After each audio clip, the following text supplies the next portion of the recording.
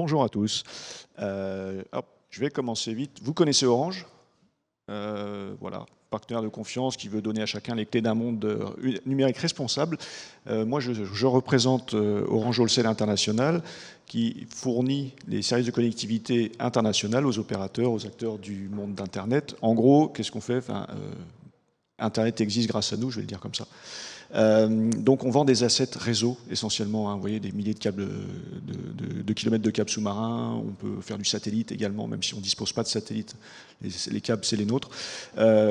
Historiquement un acteur de la voix, mais on fait de plus en plus de la data, et je vais vous parler de ça, mais surtout je vais vous parler un petit peu de trucs, on va peut-être revenir sur des fondamentaux, un peu des basiques de relations clients, d'expérience client, et comment est-ce qu'on a travaillé ça pour essayer de standardiser. Alors peut-être pas au niveau attendu par Pascal, mais en tout cas à l'échelle de notre entité. Le premier élément que quand moi je suis arrivé en 2020 sur ce marché-là, le premier élément qu'on m'a dit, c'est très fort dans le B2B, la relation client, c'est les vendeurs. Donc c'est exclusivement les vendeurs quasiment. Là moi je dis, un peu surpris. On a du digital, on a des gens qui font de l'installation de services en relation avec nos clients, on a des gens qui vont traiter les réclamations sur facture, on a des Customer Success Managers, on a même un service client. Mais ok, je veux bien croire que la partie commerciale prend le pas sur l'ensemble de la relation et ça peut être un élément important, prépondérant. Le seul, je ne pense pas, mais en tout cas important. Donc ça, c'était le premier constat. Le deuxième constat, c'était que c'était un petit peu, je vais pas dire le bazar, mais c'était un peu fragmenté, c'est-à-dire que là vous reconnaissez ou pas, c'est la liste des numéros verts du gouvernement, chaque motif, un point d'entrée, c'est un petit peu ce qu'on a chez nous. On s'était organisé comme ça, chaque produit avait dit moi je vais organiser mon support d'une certaine façon, mon installation d'une certaine façon.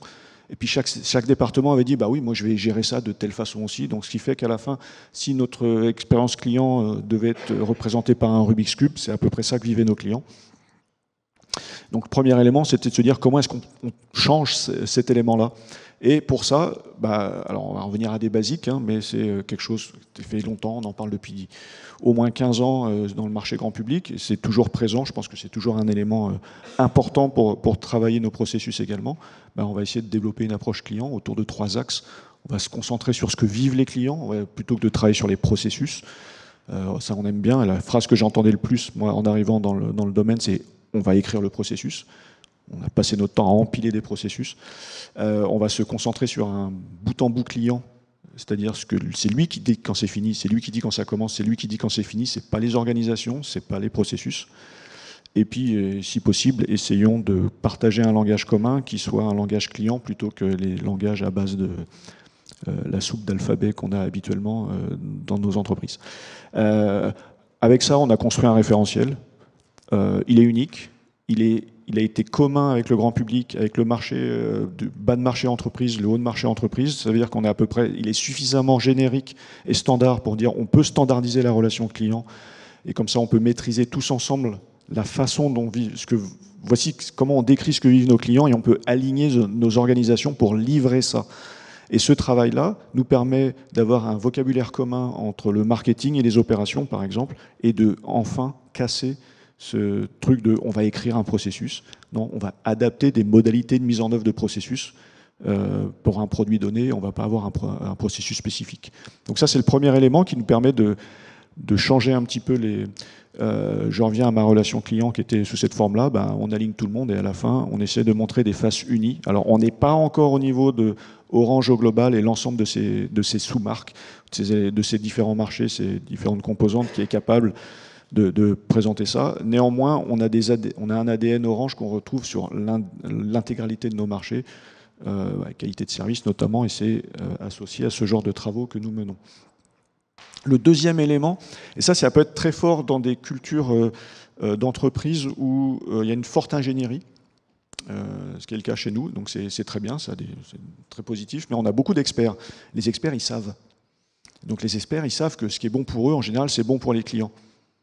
Alors on essaie d'inverser un peu cette culture-là, parce que ça pouvait donner lieu à des choses un peu paradoxales, parce que nos clients nous disaient vous êtes un peu compliqués, nous on ne comprend pas tout, vous nous mettez des trucs entre les mains qui sont difficiles, on ne sait pas par quel bout le prendre. On ne comprend pas, on est expert pourtant. Donc on va plus s'intéresser à les écouter, Et ça, c'est un truc, ça fait 10 ans dans la boîte qu'on essaye de le faire à tous les échelons, et ça reste encore très important de continuer de rester dans ce mode de fonctionnement. Mettons nos clients au centre, ça veut dire, et c'est pas le mettre sur un PowerPoint, hein, c'est on les met dans une pièce, on écoute, par tous les moyens possibles, on leur tend un micro en leur demandant leur avis, on écoute ce qu'il est, et on va essayer de construire des solutions qui répondent à leurs besoins, puis aussi essayer de trouver des clients qui sont capables de fonctionner avec nous. Ça, sur notre marché, c'est encore assez prégnant, mais on y arrive. Donc avec cet élément-là, ça veut dire que ce qu'on a fait en particulier pour bien comprendre ça et pour mieux doser, en particulier, je vais vous parler du digital, c'est-à-dire que sur le digital, dans un premier temps, la façon dont on l'a développé, c'est, je vais revenir en arrière, c'est de se dire, on va gagner de l'argent, on va économiser de l'argent, et puis ça va être vachement plus simple pour nous si on demande à nos clients d'aller sur un site internet, plutôt que de nous contacter pour tout et pour rien, parce que c'est là qu'on veut les amener. En fait, après, on s'aperçoit que les clients, faut qu'ils y aillent sur Internet. Pour quelles raisons ils iraient sur ce site-là? Est-ce qu'on leur a créé des comptes? Est-ce qu'on est sûr que ça correspond aux usages?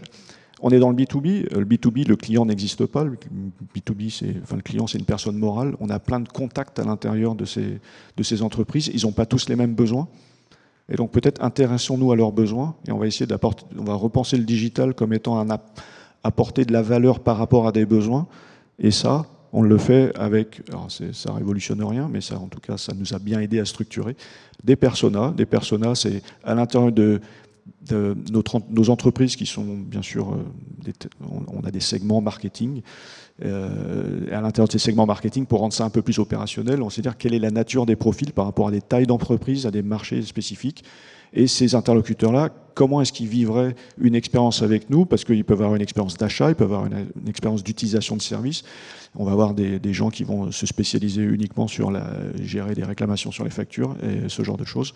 En tout cas, on a une grande variété de contacts différents. Ils ont des besoins spécifiques et on va essayer de reconstruire notre expérience qu'on leur offre en équilibrant entre le digital et l'humain, parce que ce que je disais au début, c'est que les commerciaux incarnent la relation client chez nous, c'est très vrai, on a des résultats extrêmement forts de satisfaction quand on interroge tous nos clients pour savoir quel est le contact préféré.